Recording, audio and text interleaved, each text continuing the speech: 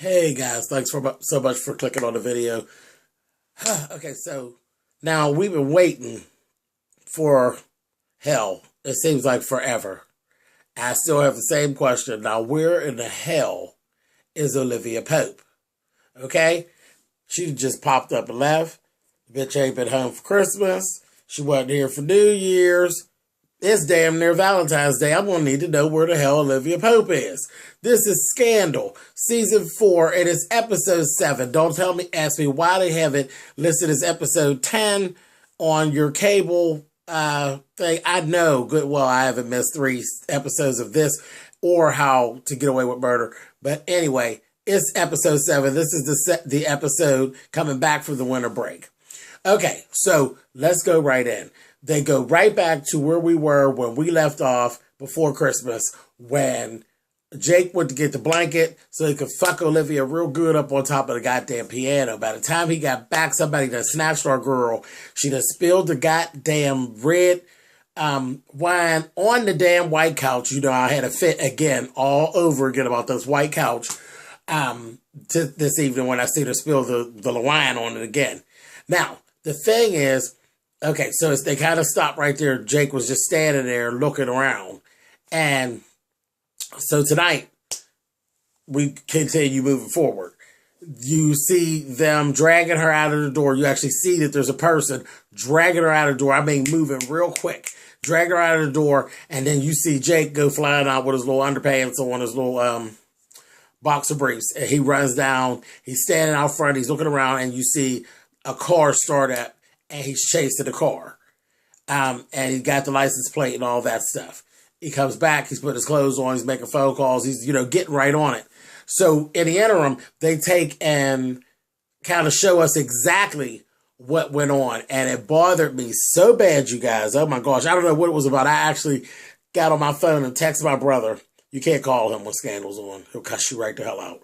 But I texted him, why did my heart just drop? When they run it back slow and you see them dragging her out.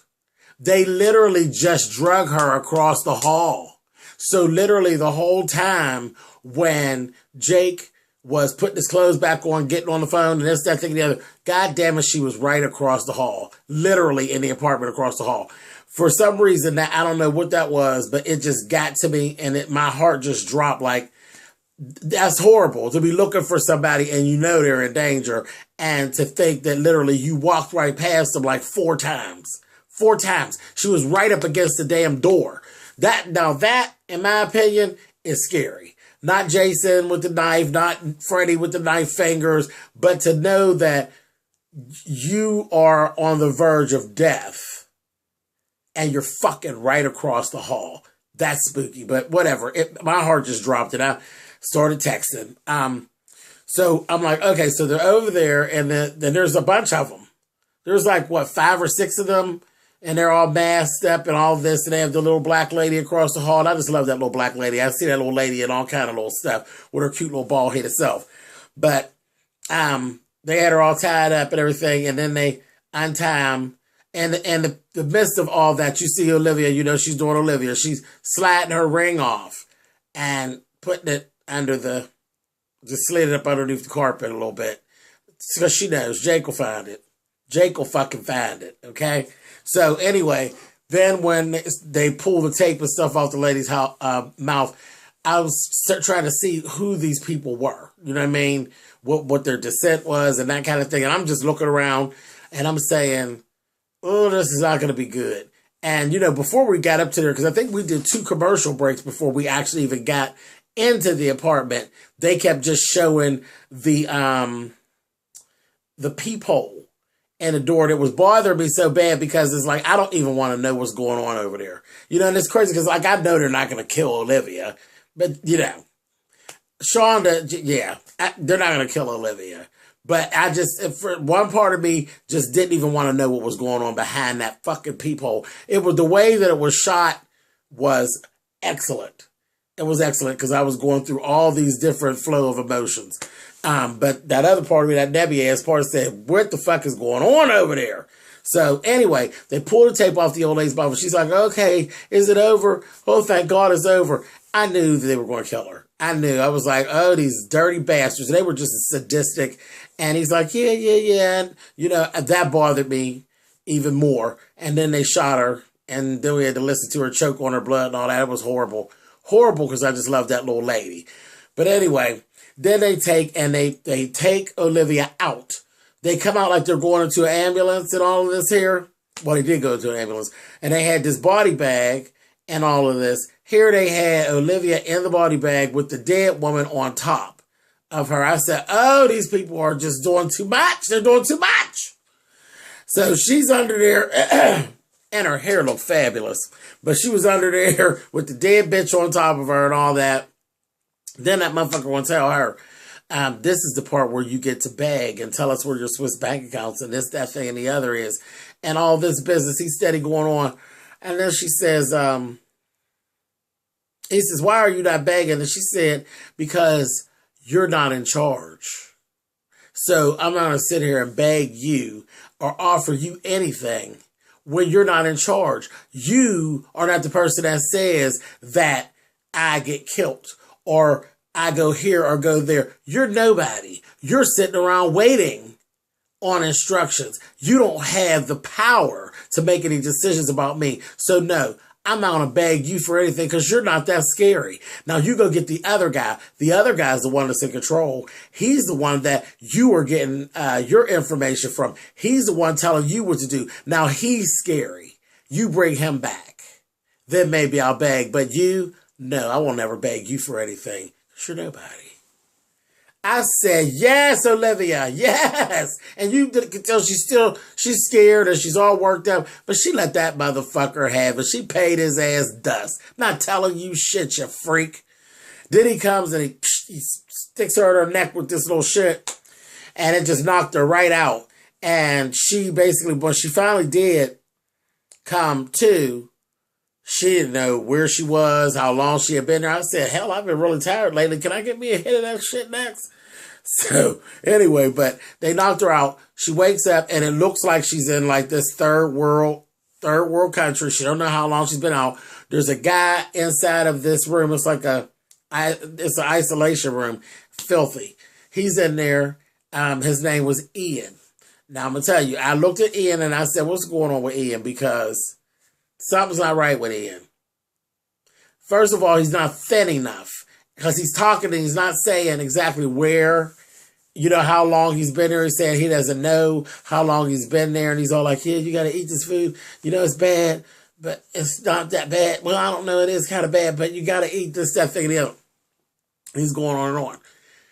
Something about him just didn't seem right to me. And again, like I said, he wasn't thin enough. He was dirty and stuff, but just not, that's the thing that made me look. He didn't look like he had been there a long time. Because when you're held captive in a third world country, the weight loss is always very evident at first. So that kind of made me look at him strange. But I just said, maybe James, you're doing too much. But whatever. So I continued watching. So she's there, then across the hall to go to the bathroom. She wanted to go to the bathroom, so she had to take her across the hall. She knew that she would get to see kind of what's going on and try to see her surroundings. She saw that it looked like outside. There was this big red door down at the far end of the hall. So she saw all of that going over to the bathroom. This bathroom was just horrible. I don't know who fucking was living there before, but that's a nasty bitch. But that bathroom was terrible. So she lined the toilet and all that and went on to the bathroom. And the guy was like, I'm give you 5 minutes, then I'm coming on in. And all this old weird shit. It's one guy with all the curly hair and that. So we go back and forth with that. Ian tells her a little bit about him as we're going. Because it just went on. It was the story of being being captive. So not real exciting. She's doing all the Olivia Pope shit. She's trying to bring the guy's Ian's spirits up and all that, Olivia Pope. And she basically is telling him, we're not, because he's saying, we're going to die, this, that, thing, and the other. And he told her about somebody else that was there who had gotten killed and all this. And, she told him, she says, no, we're not. I'm going to save us. And he's like, and she's laughing. And he's like, why are you laughing? She's like, because I'm Olivia Pope. And that's what she told him. if I go missing too long, the president of the United States is going to come looking for me. So no, we're not going to die here. You know, she talked her shit. I said, okay. She went over there to the bathroom and she was checking it out the one day and she seen, there's a window.